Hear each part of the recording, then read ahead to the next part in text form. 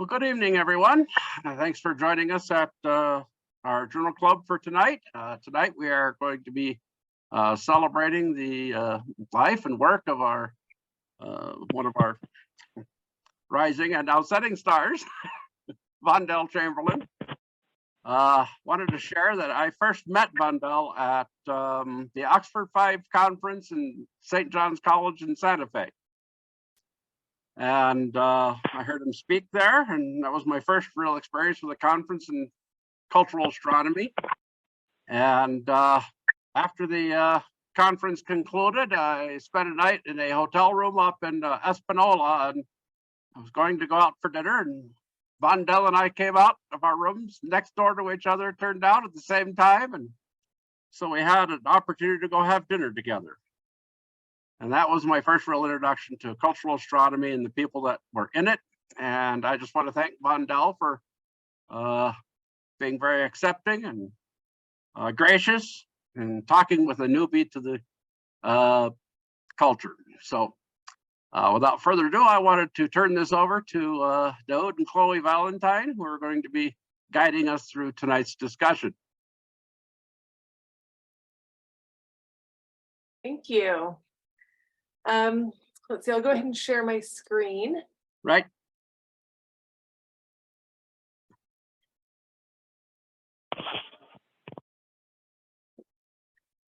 Okay, so I hope you were all able to read the paper, Conscience of the Cosmos, Vondel's most recent publication, and what he claims to be his final publication as well.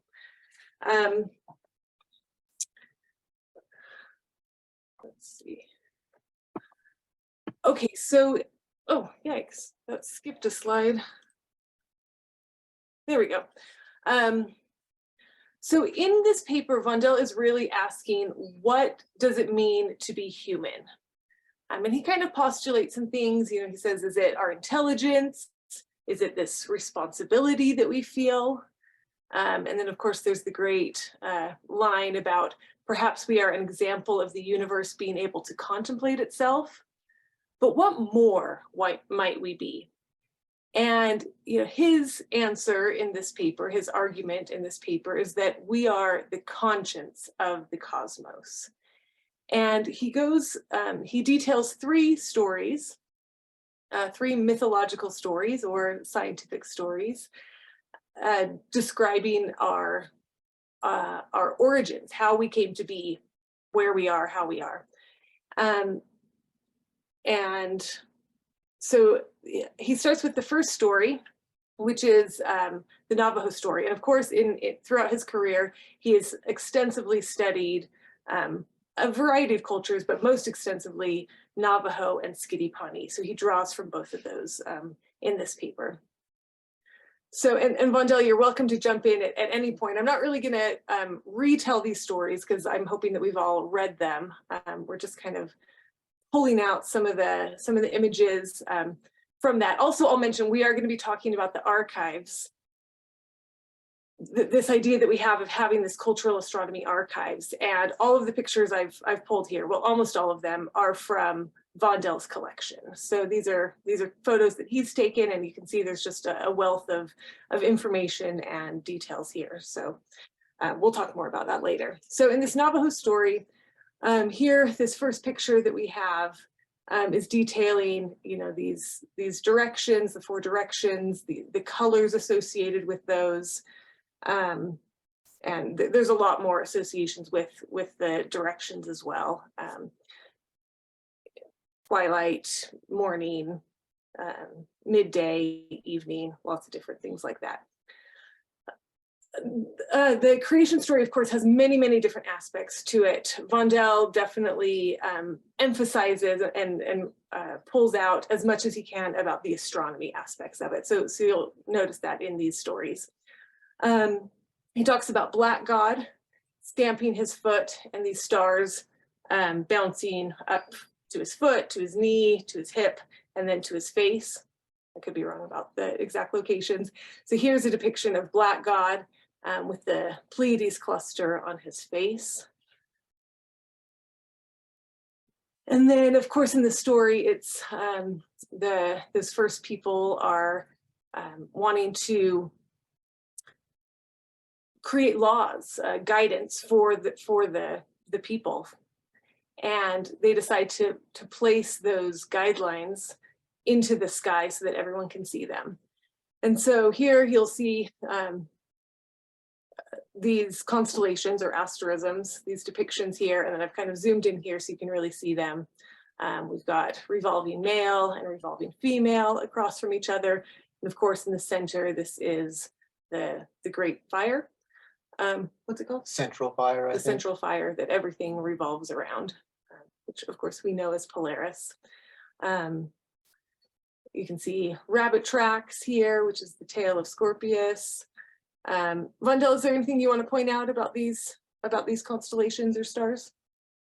No, you're the presenter. I'm just listening. Okay, this is I'm one I learning. really like. I like that it's, I don't know, this doesn't seem to be a prominent constellation in many cultures, but this is Corvus, or man with legs ajar. I've also heard it called man with wide stance. Anyway, an interesting one to pull out.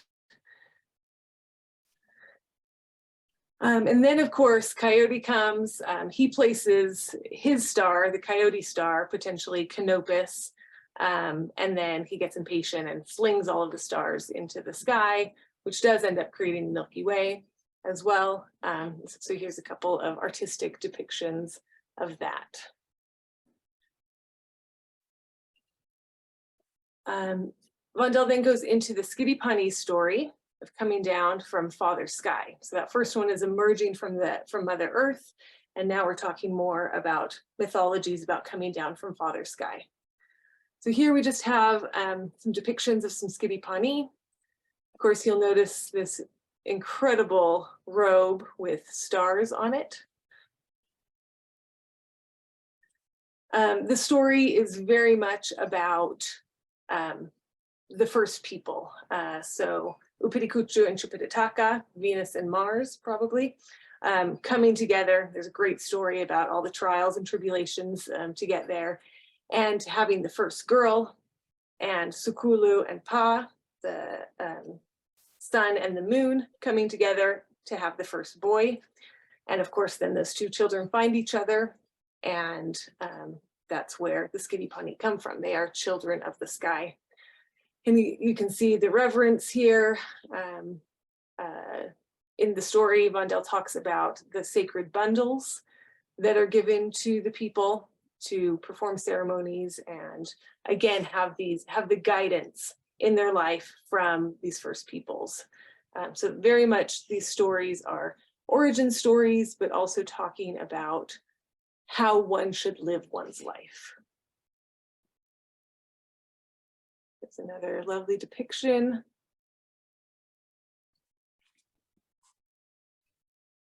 And then the third story we know more as the Big Bang story. Vandel tells it in a more mythological way, but this idea, from our scientific theories as well, that indeed we are children of Mother Earth and Father Sky.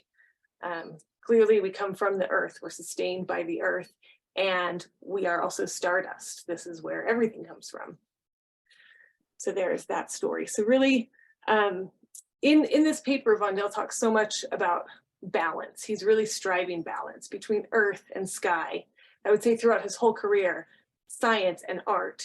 And that question of who are we, what are we? And I think, when you start answering that question, it's intelligence, but it's also this emotional feeling, the stories that we tell with each other. This is a critical part of what it means for us to be human.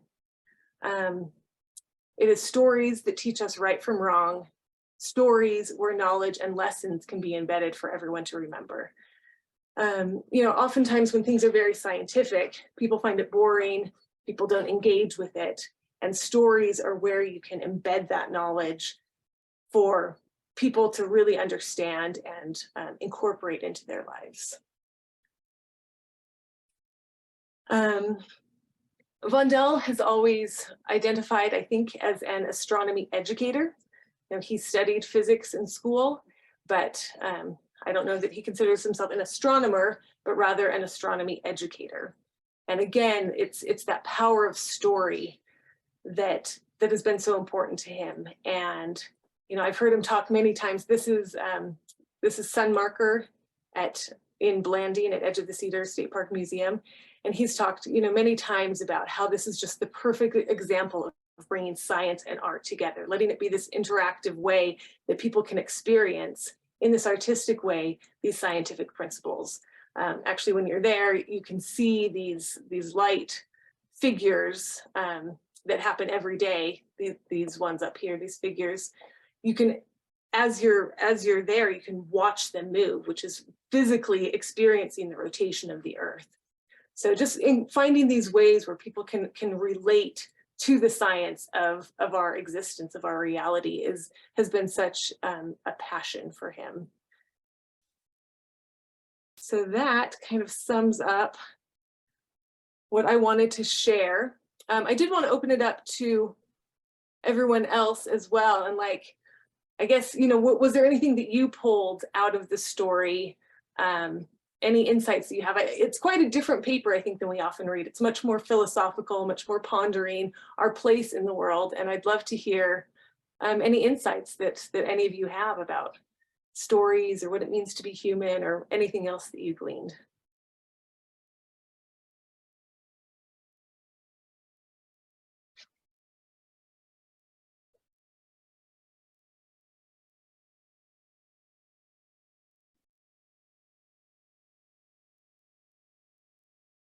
What does it mean to be human for you? What are some answers to that question? I know people here are always quiet, but I'm a teacher and I always try to get more engagement, and I tried not to, but I'm like, no, I have to. Well, for me, being human is how you interact with other people and the environment around you. Yeah, and that's a big part of what Vondel talks about in the end of his paper so much, about how the difficulty of our existence tends to be interactions with each other. It's not as much, you know, other species or things like that. It's these human interactions. And that's where he really pulls on, we need to be the conscience. We need to know right from wrong. We need to follow a good path. So yeah, that's very much in there. Any other comments?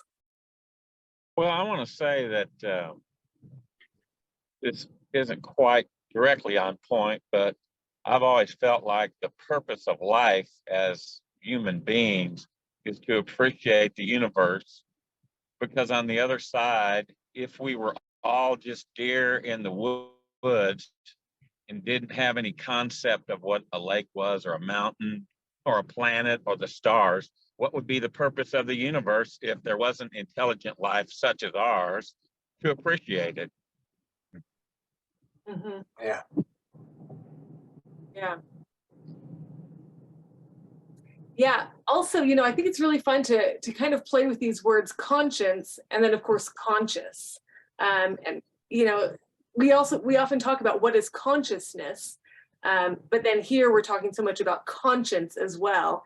And you know, being the universe's way to observe itself. That's much more about being the universe's conscious. You know, the consciousness of that rather than the conscience. So anyway, those are fun words to play with, I think. Right. Yeah, no, I agree.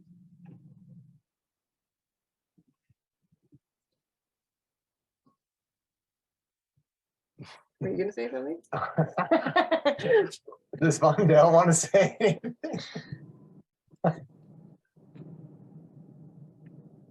Actually, I'm enjoying being quiet. You're setting into the horizon again. Oh, okay. Okay. Well, any other comments before we move on? I was just going to say, I don't think this is quite on point to the paper necessarily, but just in my kind of journey through archaeoastronomy, I started out very, very dry as an astronomer, just very mathematical. And I think through the work that we've been doing in the society, just kind of opening up how you think about it, and you know, just taking in a lot more of the cultural aspect, and don't quite know what I'm trying to say, but I think just the paper really resonated with, you just got to be much more open to everything else that's happening and not just be so, nose down focused on the math. So Yeah, yeah, exactly.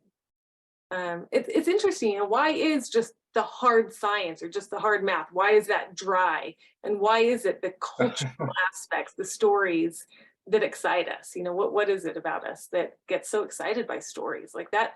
I think that's a big answer to what it means to be human. We are storytellers. I would like to inject one thing that the paper is solidly based on, and it's a statement by Immanuel Kant, the German Enlightenment philosopher.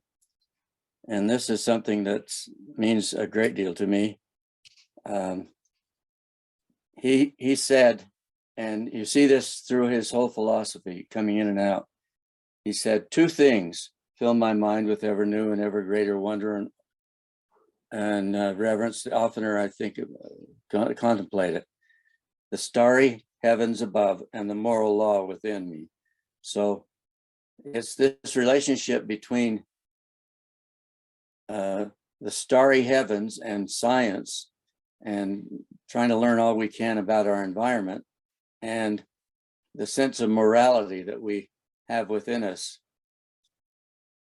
in different ways for different people. Some people maybe don't have it much at all, that I think is so significant.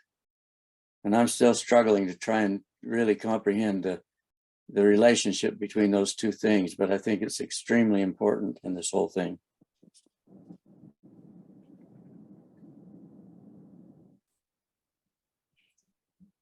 I've got to notice that my battery is low, so I'm going to have to go in the other room and get something here so I can charge it up. Okay. So I'm going to set below the horizon again. Well, your camera's off for now, so. Okay. So I guess we'll introduce now this idea that we've had. We've talked with a few people about this already, about having a cultural astronomy archives. And maybe we'll preface it by talking about your work with Vondell's collection and what you've been able to do there. Correct. I used to work at UVU, which is where I met Vondell and took his class, Utah Valley University. And yeah, so after I took his class, well, years later, after I took his class, I started working in the archives of the library at UVU. And to be honest, it was a little dry. Some of the stuff that we were documenting, and because our mandate was to preserve the history and story of Utah Valley University, which, anyways. He got to scan tons of yearbooks. Yeah, yearbooks. Very fascinating. Just random things, And so I ended up talking to my boss. I'm like, can I do something more interesting for me? And I proposed the idea of scanning all of Vondell's slides. So when in Vondell's class, we did a slideshow pretty much every class, or if not that, every other class. Very often, Vondell would do a slideshow presentation to talk about different sites and things like that. And so that's what we did. Is he had thousands of slides, and I just went through and scanned all of them for the library.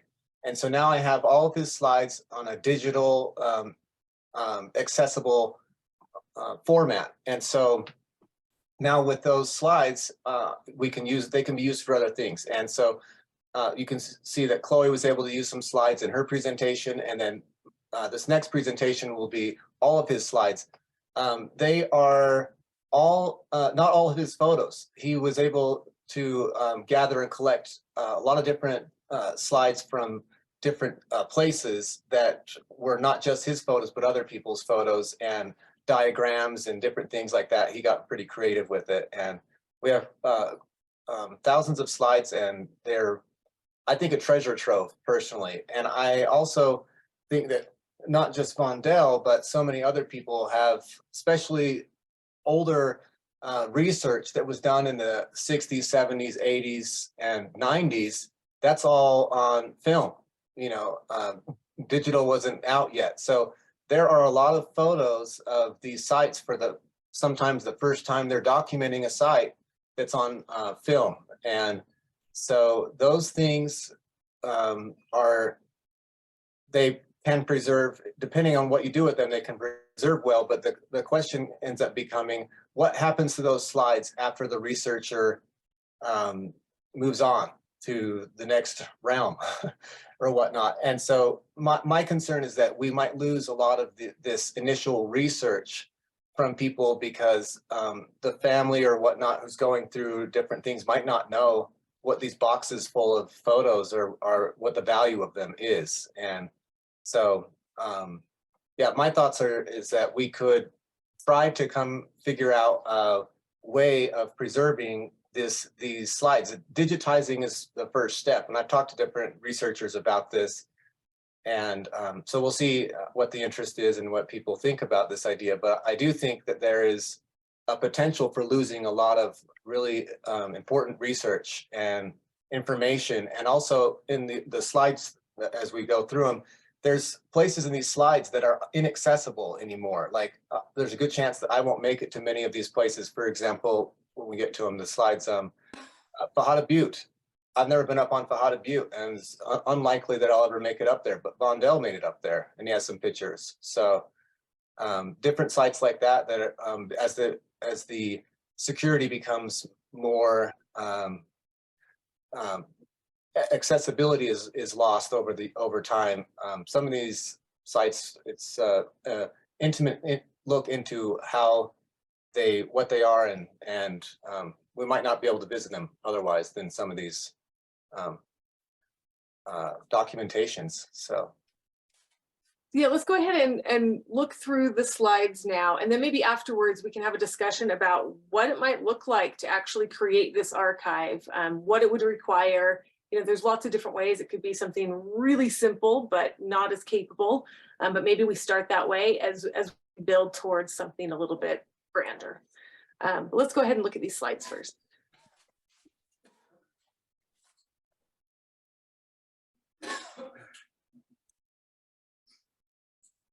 okay, so how do I? I'll use the arrow. Okay. So yeah, this is just the intro, Vondel Chamberlain's slide collection. It was mostly slides, a few photos, but most of what he had was slides because he liked to do a slideshow presentation. So, and I started off with this quote that he has from Kant that's in this recent paper, which I think is interesting because it shows that this quote has been interesting and significant to Vondel for a long time, and yet he's still contemplating it and putting it in his most recent paper.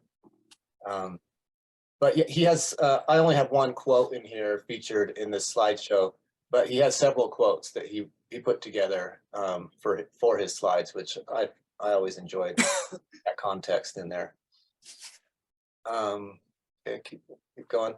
Here's a picture of Vondel, and actually Vondel, I have a question. I don't know what this rock art panel is.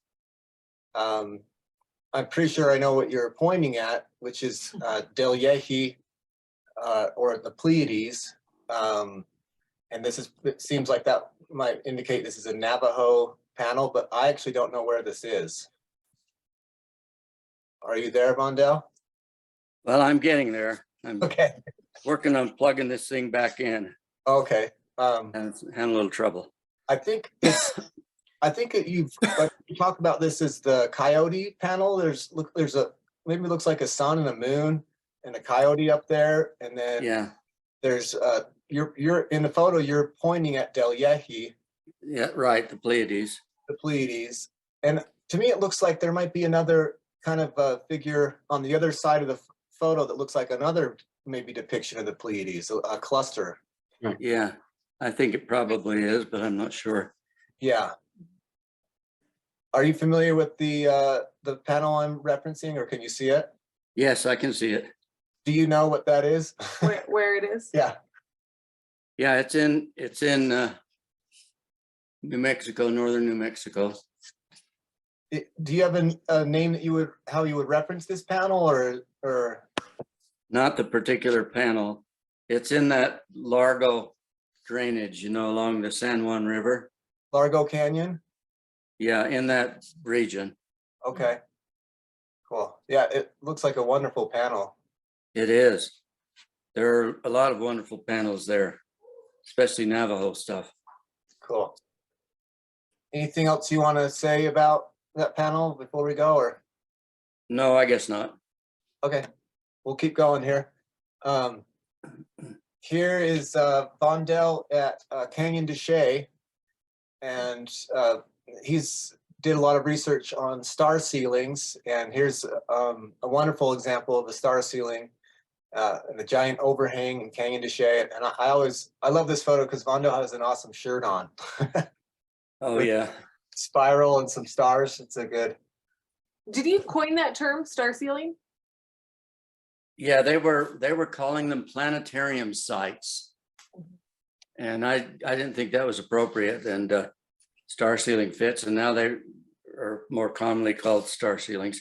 This particular one's actually in Canyon del Muerto, the other major canyon there. Yeah, okay. Cool. Does the site have a name? Well, let me think now. Boy, my memory is not as good as it ought to be, right? Right. Does that happen to any of you? No, no. I'm trying to remember. Well, Twin Trails, it's near Twin Trails. It's, is it Middle Trail star ceiling? yeah, it is Middle Trail, yes. Because as I don't know if you've been, there's another site, Geometric Ruin in Tunnel Canyon, I believe it is. I'm not familiar with that one. I've been to that one, and At I least that- actually did a documentation project in there, and it's got a star ceiling in it too. I mean, Wow. a significant number of them. Where did you say that was again? That's in Canyon de Chelly also. Oh, Canyon de Chelly. Yeah, Okay. there's a Or bunch it's, of uh, star ceilings. it's in the park. It's up off a Tunnel Canyon. Yeah, Oh, it's not open to the public at all, but okay. But Cool. it's- the stars are a green color. They're in greens and yellows and reds. Oh, wow. Uh-huh. Vondel, do you want to say anything about star ceilings? Oh, no, I guess not. There are a lot of them in that set of canyons, and a few elsewhere, but Okay. Well, we'll keep going here. Here's okay.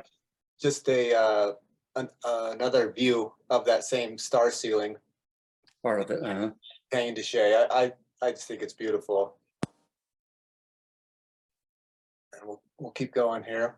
Well, Vondel, I guess what I'm wondering is, do you want to mention what you when you were talking to people, what the purpose of the star ceilings might have been? Well, that's a very good question.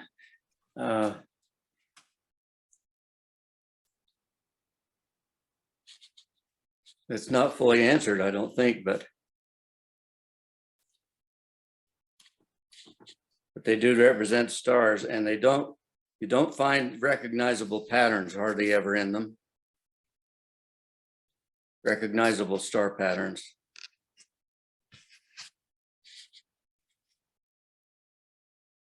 Is there a significance in the black and the white stars?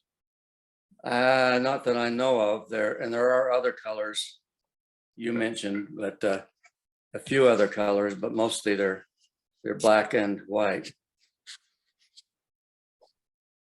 Okay, I might just mention something that Vondel mentioned in the past, is that when speaking to some of the people, I believe in Canyon de Chelly, they someone was talking to Vondel and said that the stars were helpful in preventing the overhangs from collapsing. Yeah. Because the stars in the sky hold up the sky, and then Right. perhaps one of the ideas that these overhangs, that these stars will hold up the rocks. Does that sound right, Vondel?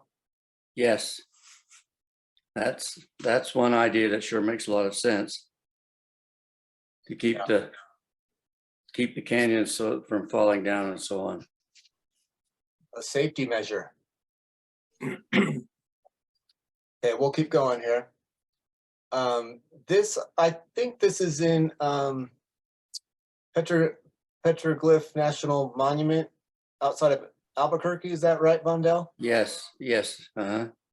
And from another journal club, I think this site was kind of referenced, and people were saying that this star-headed figure could represent Venus. I'm not entirely sure about that, but I thought that was. I'm not either, but it's possible. Yeah, I think I remember hearing about that, and there's a bunch of these in that same area. These star-headed figures or four-pointed star figures. Yeah. So, very, very beautiful. And then this is the star eye figure. Is that your hand, Vondell? No, Okay. I don't know. I don't remember whose hand it is. Yeah. From my understanding, I haven't been to this place, this site. This is Hueco Tanks in Texas, rock art area. And this is a beautiful image. There's a bunch of other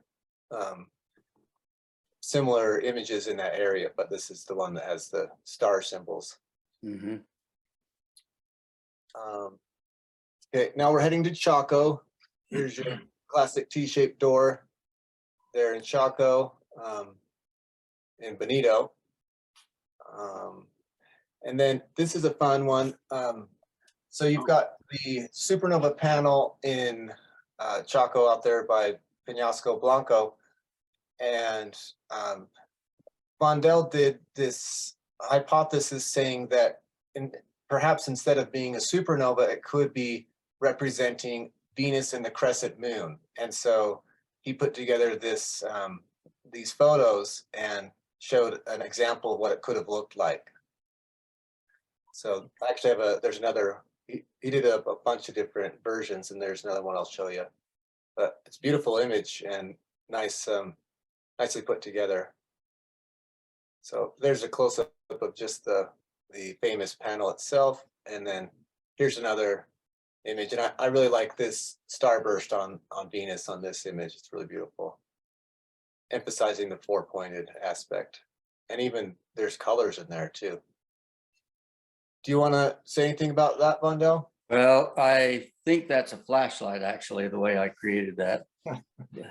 But you know, you do what you have to do to create the image you want. To get the light on the actual rock.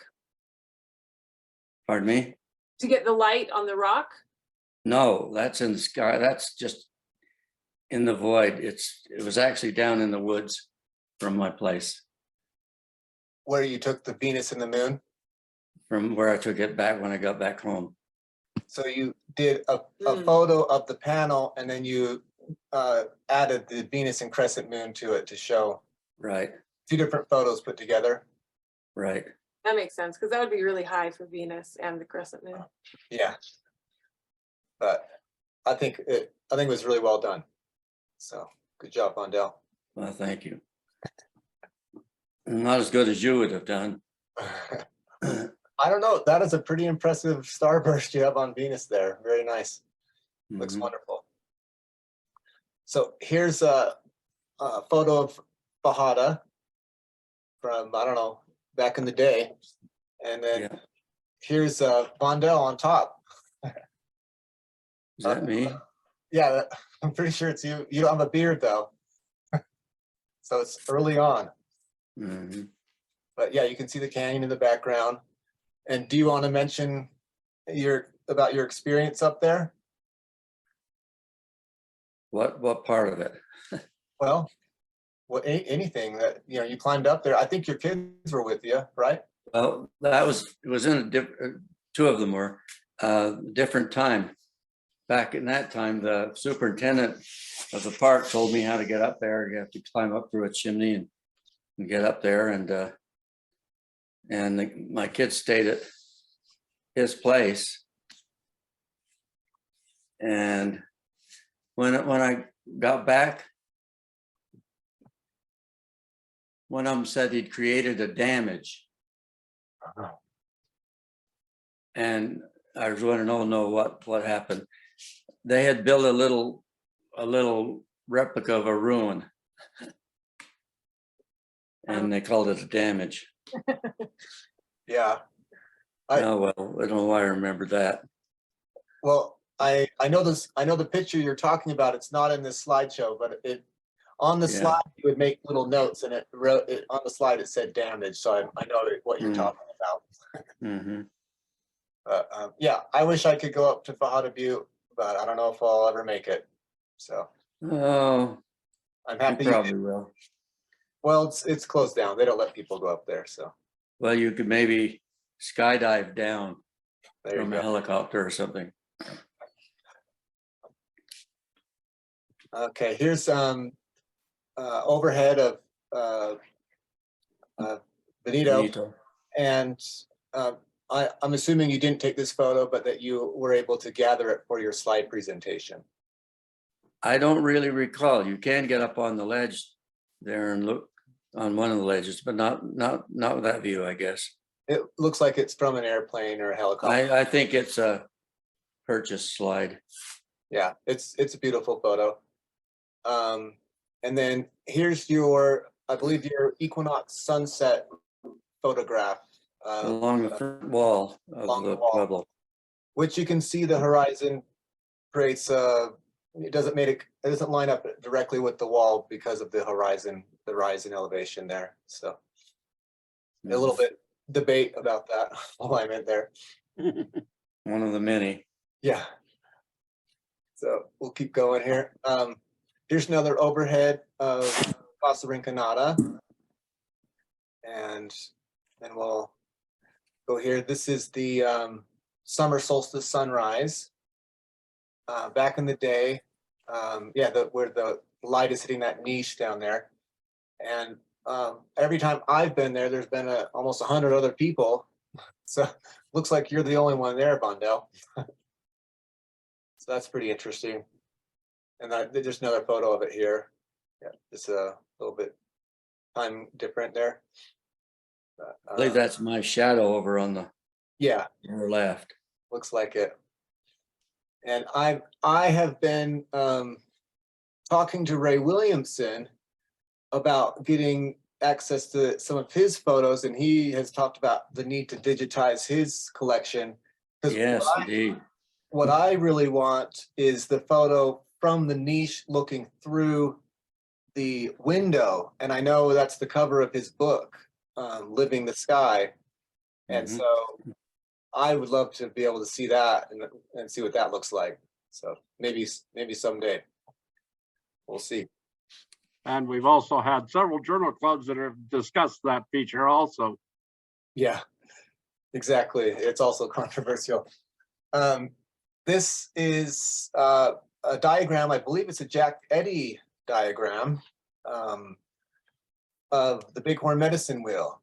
And if you notice the Heron E lines towards the summer solstice sunrise and other proposed alignments, but the summer solstice one seems to be one that's pretty well recognized. And here's Vondel's photo of that. So pretty beautiful. Chloe and I have been up there. It's a wonderful place to visit, and we've been up there in the summer, and it's a great place to go see. We've been stuck in the snow on the summer solstice while it was snowing more on us. And the Bighorn Mountains, good times. Yeah. Yeah, We had to shovel our car out of the snow. yeah, that was fun.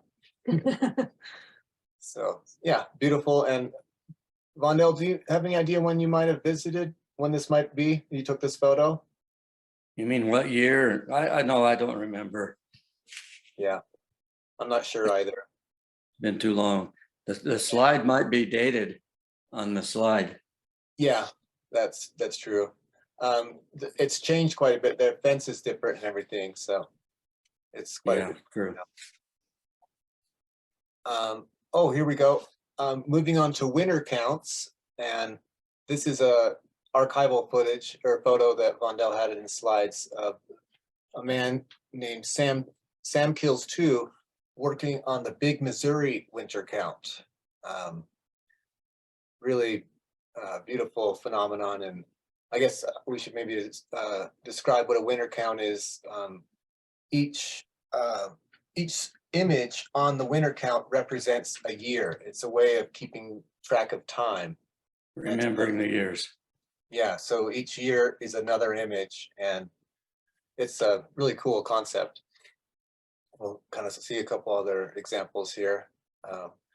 This is the lone dog winter count, and it's got, I think the spacing on it, it's a really beautiful example of winter counts. It also has, because we're astronomers and like to look at that kind of stuff, it has a couple of very interesting astronomical markers of those years, including the 1833 Leonid meteor shower. And then also, if you look there almost towards the end, there's I believe that's a solar eclipse and maybe a couple of planets there, maybe Venus or Mercury or something. I'm not entirely sure about that, but there is a couple of significant astronomical events recorded on this winter count. So I'll keep going here. And this is Vondel's bringing together of images for the 1833-34 winter count images of the Leonid meteor shower. So you can see several different examples of how that was depicted on multiple winter counts. So it was the most important event of that year for several different people who were documenting that event.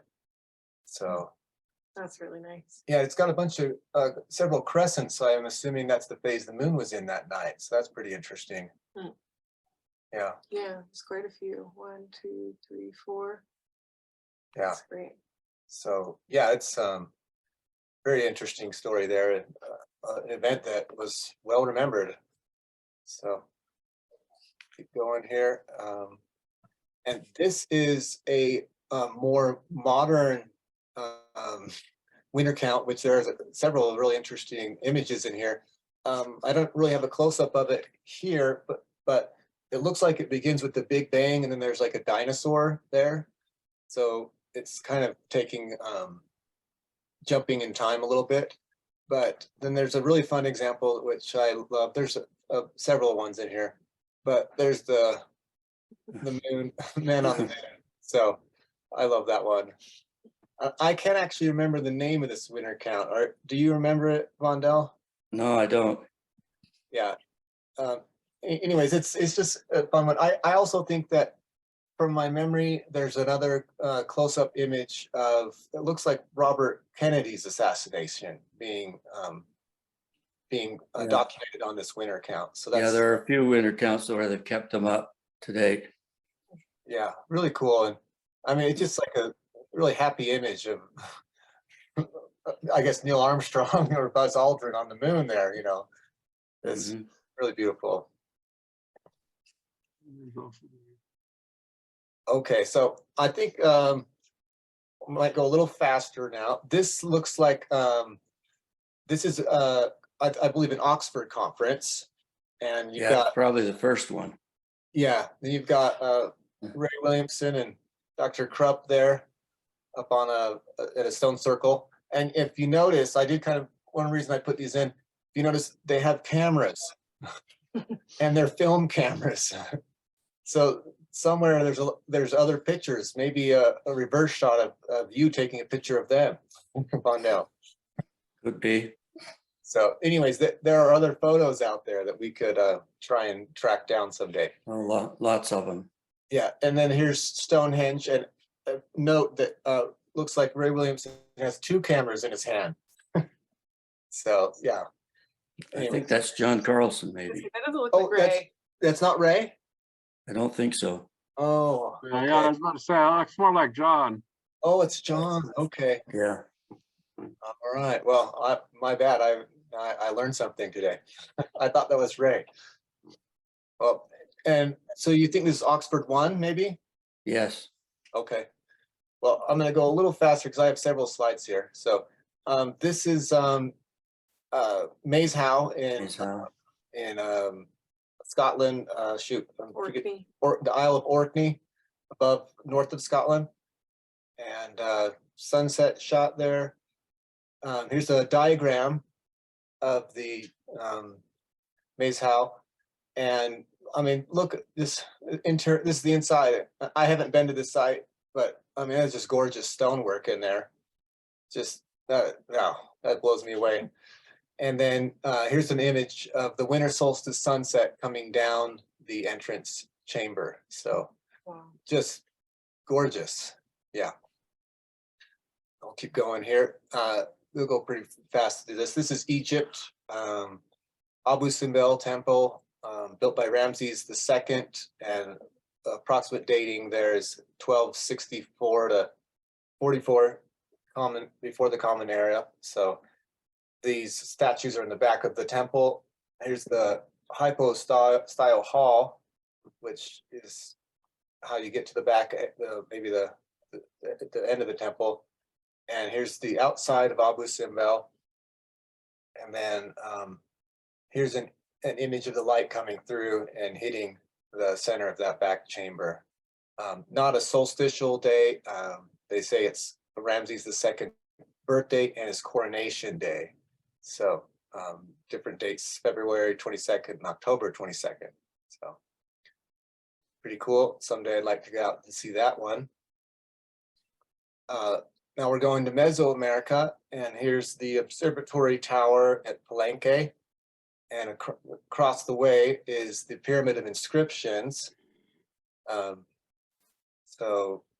then there's the famous stairway that was found. And then at the bottom of the stairway of the Pyramid of Inscriptions, you've got Lord Pakal's sarcophagus lid, which from my understanding is too big to take out of, they can't get it out of the room there. So it's going to stay in sight. And it's not generally open to the public. So this might be the only view I ever get to see of it. So it's pretty interesting. Beautiful sarcophagus lid and famous site in general. And then here, this is up in the tower, which also is inaccessible these days. And Vondel, you might be able to answer a little bit this. I believe that this little port through and hits the Venus glyph. Is that what's going on there? Boy, you got me. You know, I would have to brush up a lot on some of the things you're going through now. Okay. From my memory, there's some kind of interaction with that, and I think this might be what could be considered a Venus glyph in that tower. That is a Venus glyph, yes. Okay, and then I think that porthole might have some kind of a relationship there, but I'm not entirely certain. I'm not sure. Okay, but cool. I haven't been up there, and there's a great image of it. So, little. Okay, I think this is Tulum, there in Mesoamerica, and there's Mondel out on his adventures, and this is Chichen Itza, and you've got. From my memory, you went here twice, I think 87 and 88. I'm not sure which one this is, but here you've got Anthony Vini and Ed Krupp there with Vondel looking at And a few other people. yeah, and a few others. But it looks like a fun event there. Indeed. And yeah, here's some of Vondel's photos of it. Just gorgeous. And that's the sun going down, you know, the sunlight shining through the corners. And it looks as though the sun snake just slithers right on down into the plaza, right down to the head of the snake. Wow. That's beautiful. And here's another close-up image showing that. Just a gorgeous event. I have yet to go there on the equinox. So these photos are really inspirational. You will, but you won't be alone ever when you're there on the equinox. In fact, you can observe that for a few days, not just the one day, but there'll be a lot more people there on the date. Yeah. This is the Caracol, which is just near Chichen Itza there, or near the pyramid there at Chichen Itza.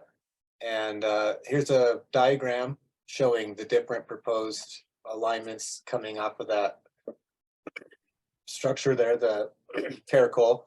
It's got little portholes, and we'll be seeing them here in a minute. Here's another view of it, and a kind of a close-up there. And from my memory, this is also inaccessible, so I haven't been close enough to see these portholes. There's one of the bigger ones there. And then I really love this image of these two portholes. If nothing else, just because they point right at the horizon, and it looks like that's a very significant aspect of what you're supposed to be viewing through those ports. So pretty cool. And like I said, they don't let you go into that area anymore. It's preserved. So just another image of the caracol there. Okay, we're getting close to the end here. This is Hovenweep, that's the tower there.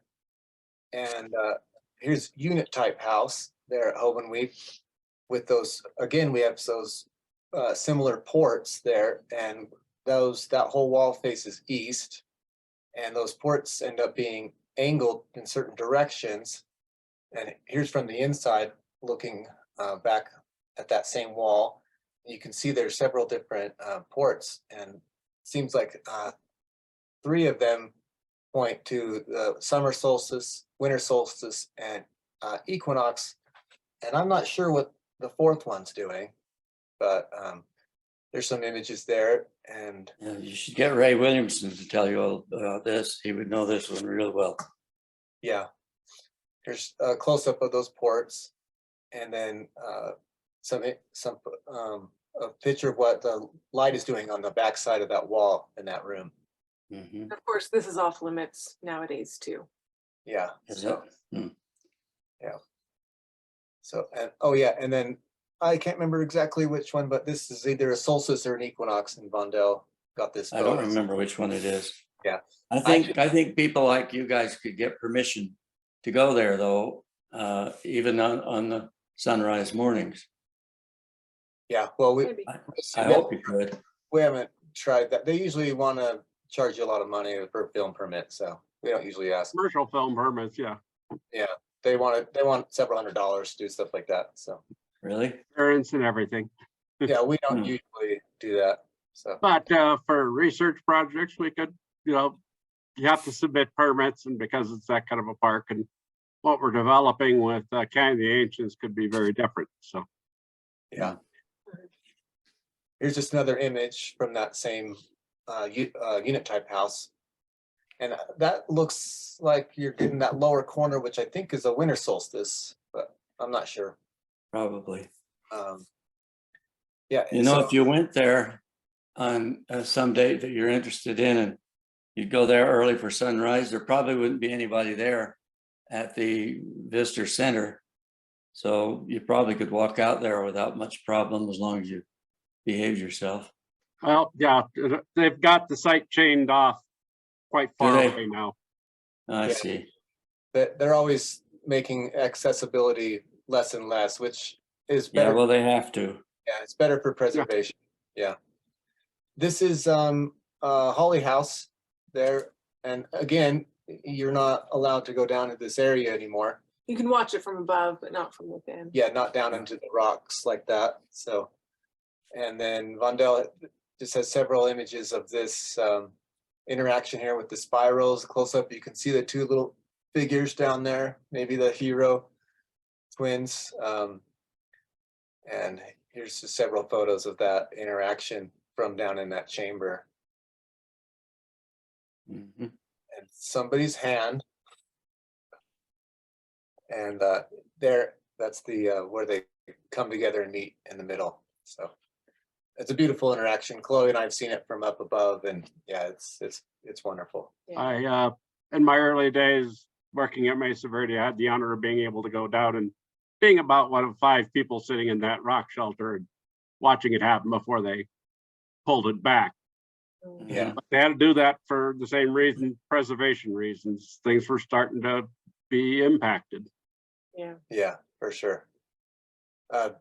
Beautiful site, and yeah, one of my favorite rock art solstice markers that I've ever been able to experience. It's really Definitely. special. And this is that same panel, but a Yeah. different picture, different day. But there's Vondel again. And I think that you might, in your slides, you might refer to it as the coyote panel, but I'm not sure. But it does look like there's a coyote up there in the corner with. Yeah, and I think it was generally called that. And it's got a star in there. It seems to have quite a bit of celestial imagery in that panel. So I think that's actually the end of the slide show. Yeah. And so this is just a very, short, there's thousands of slides that Vondel has, and this is just a short slideshow because he was able to do a slideshow every day in class for several class periods.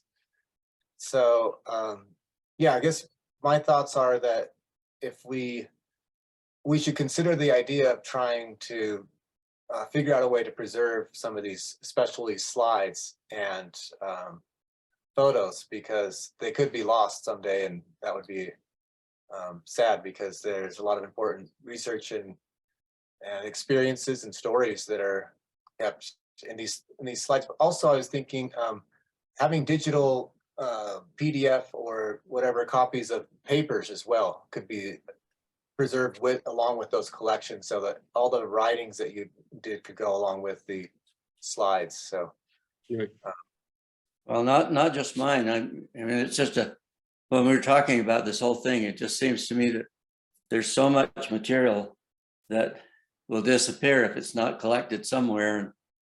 And I'm thinking of myself, because for several years now, I've been thinking of what do I do with all these things?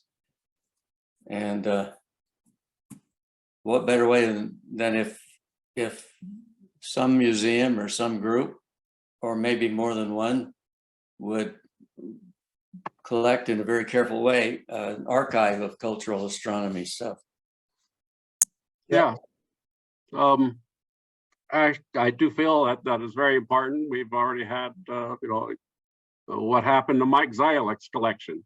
yes, Yeah. yeah, what happened to that? So we don't really know what happened to that. Carol Ann Brewster, she passed. She's a member of our society also, and Yeah, I so many assume others. her was probably at Villanova, but either a way of archiving or tying together different archives.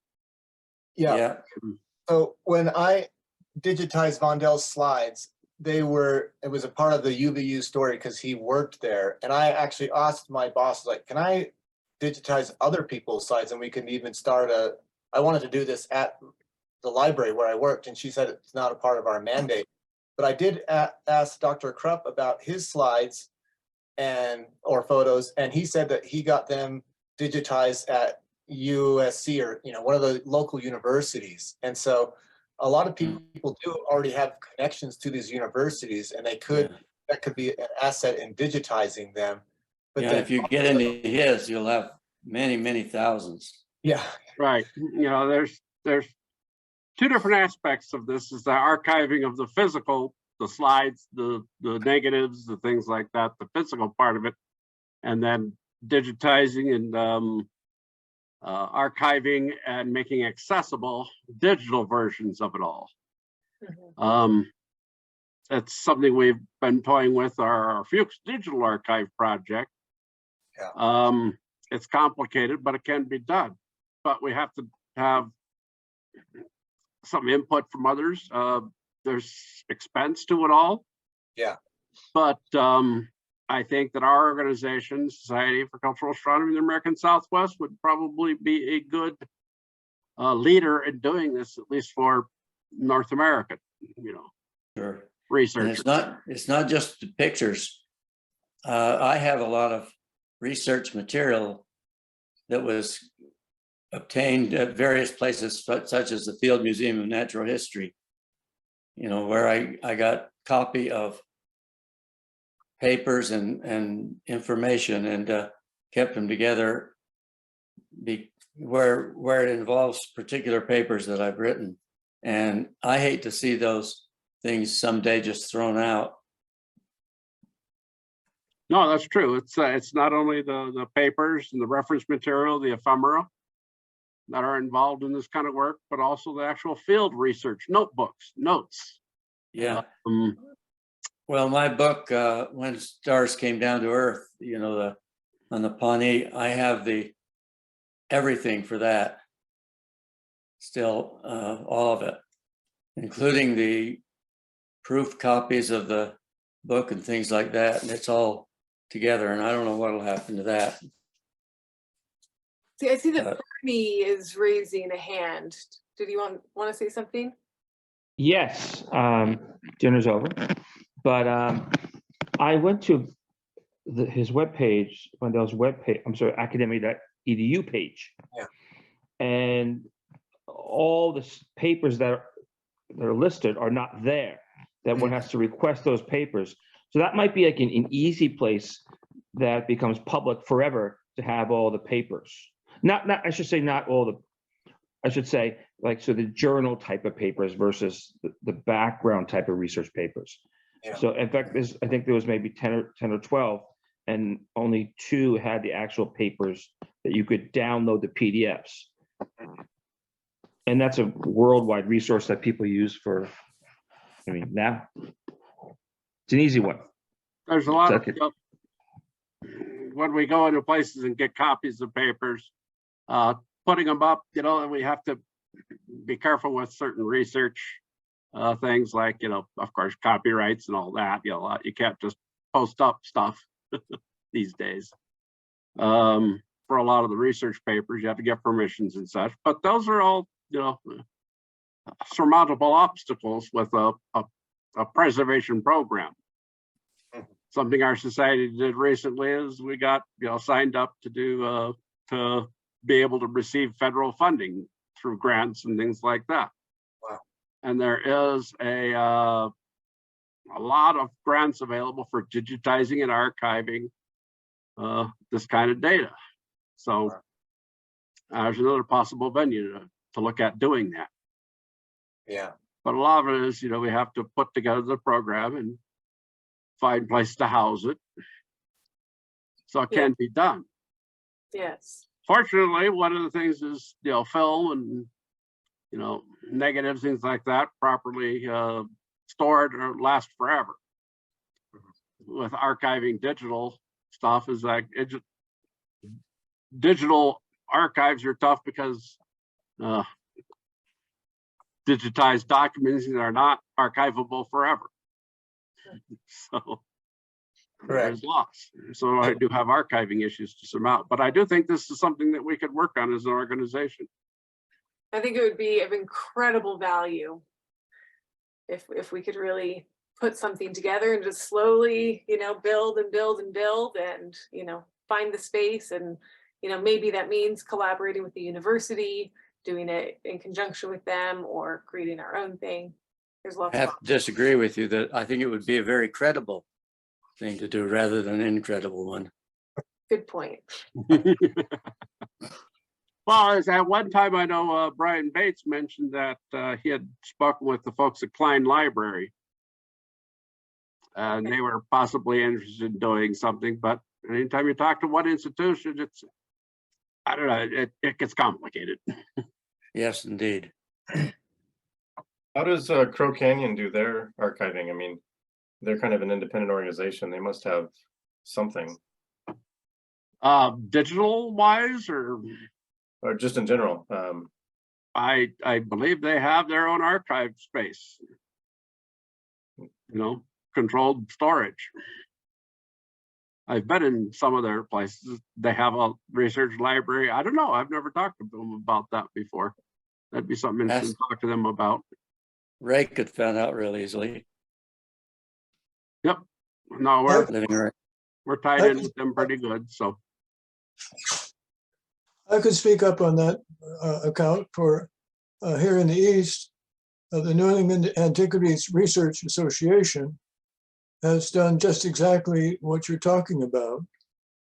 And we do have an archive, and it is housed in a building for one of the principal officers happens to work there.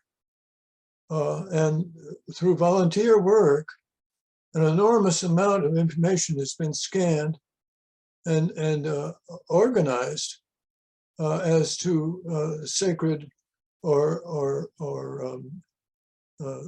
so-called ceremonial landscapes, stoneworks throughout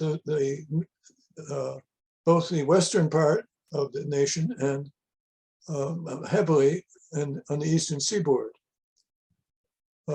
So yes, it's a doable thing by a private organization. Great. And it's important to proceed with these kinds of ideas, I think, fairly soon, because we are losing information every day. So, You brought up Michael Zelig, and I did wonder about that. I was like, I know he did some of the early research in Chaco, and I mean, he must have some of the first photos out there at 931. right.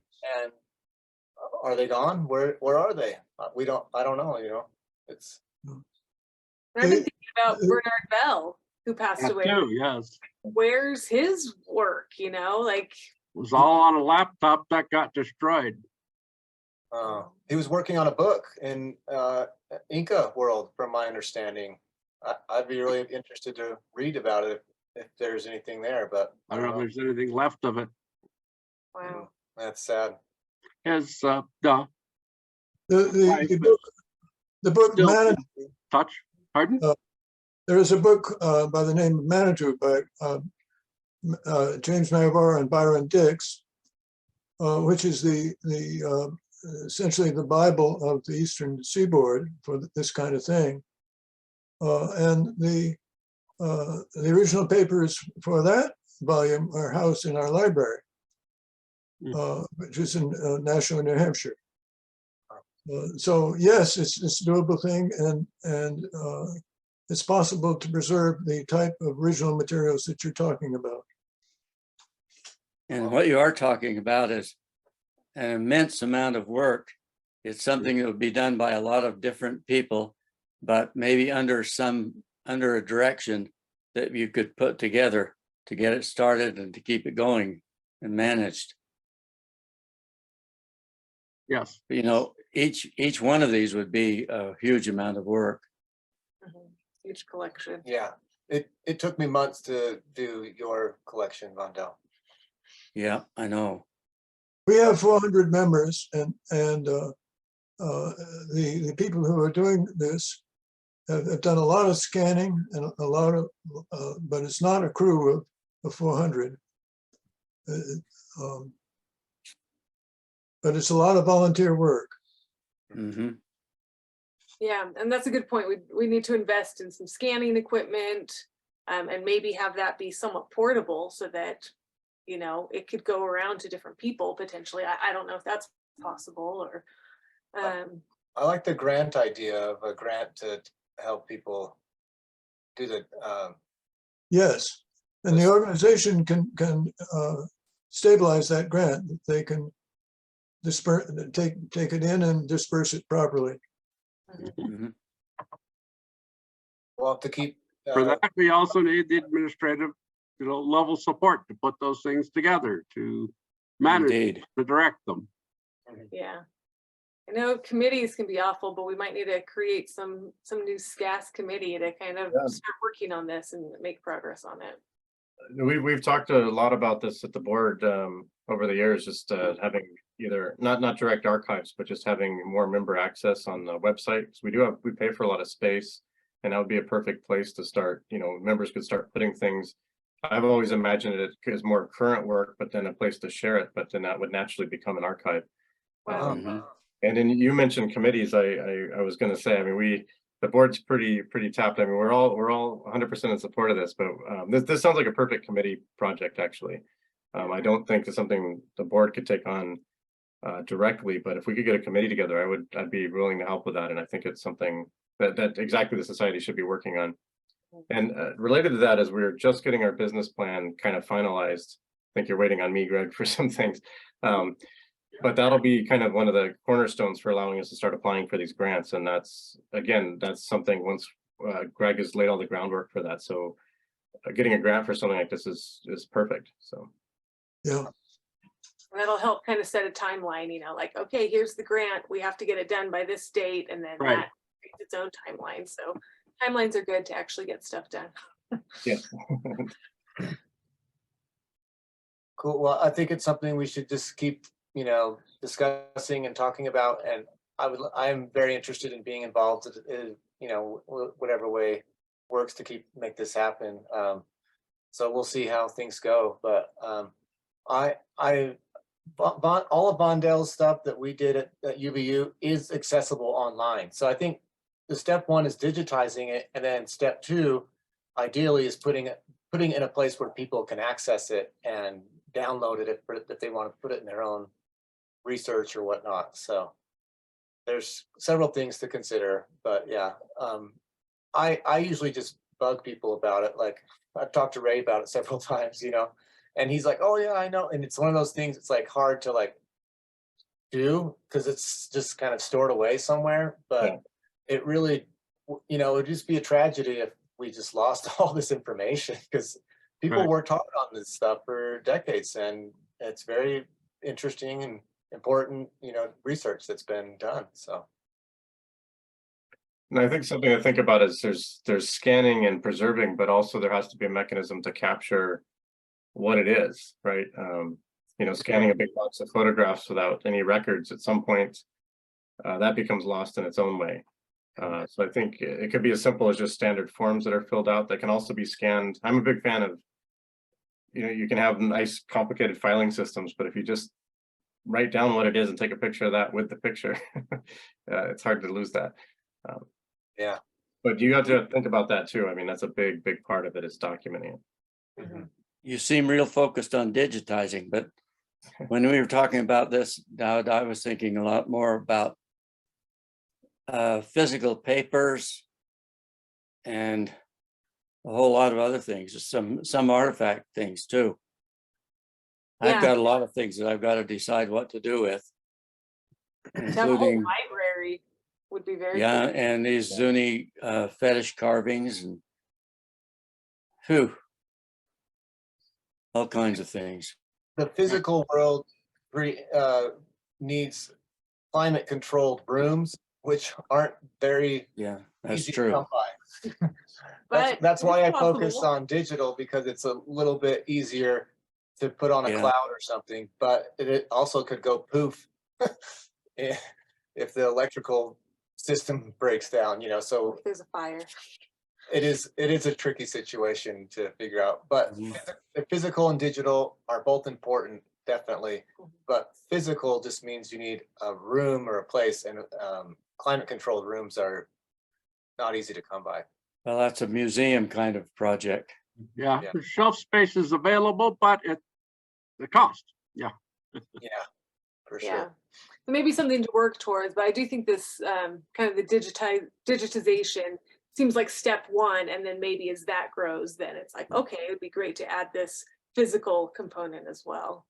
Is there a museum somewhere that might be interested in a focus like this, like Northern Arizona or Maxwell or? Well, like I said, Brian, we'll have to get in touch with Brian Bates, because I know one time at the Klein Library at NAU expressed some interest in something like this. Yes. Mhm. I tried to get my boss to go for it. He wasn't going to. Well, yeah, that's not in their genre. No. Yeah. Great. Well, Yeah. Really good discussion. Really great to talk. All right.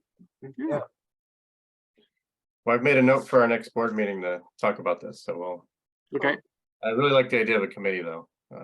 yeah, and we would love to be involved or do whatever we can to help out. So Perfect. I'll keep bugging people. I've been bugging GB and Ron Sutcliffe for several years now. I'll keep doing it. I mean, it's just, if it was lost, it would be really sad, you know. There's this really important stuff that's out there. Yeah, I don't want to lose it. Yeah, absolutely.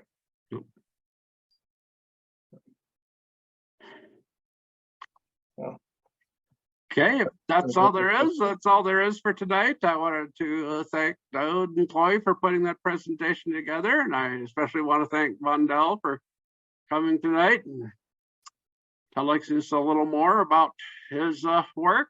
And Vondel was one of our lifetime achievement, one of our original Lifetime Achievement Award winners. And so his lifetime of work is much valued by us, and want to know that we're going to try and support getting it preserved in the future. Well, I've enjoyed being here. It's an honor to have been part of this, and thank Davd and Chloe. Known them for some years, and they've kept in touch, and they're some of my best friends. Thank you, Davd and Chloe. Thank you, Vondel. Thank you, Vondel. You introduced us to this world, and we love, exploring and learning and being involved. Yeah. I could see that Vondel has planted many seeds among the stars. Hmm. He has indeed. Well, it's nice to be part of this group. So stay in touch. Yep, we'll stay in touch. And with that, we'll end the meeting for tonight. And thanks for all coming, everybody. Appreciate your Okay. time. Good night, everyone. Goodbye. Everybody, Long. thank you so much.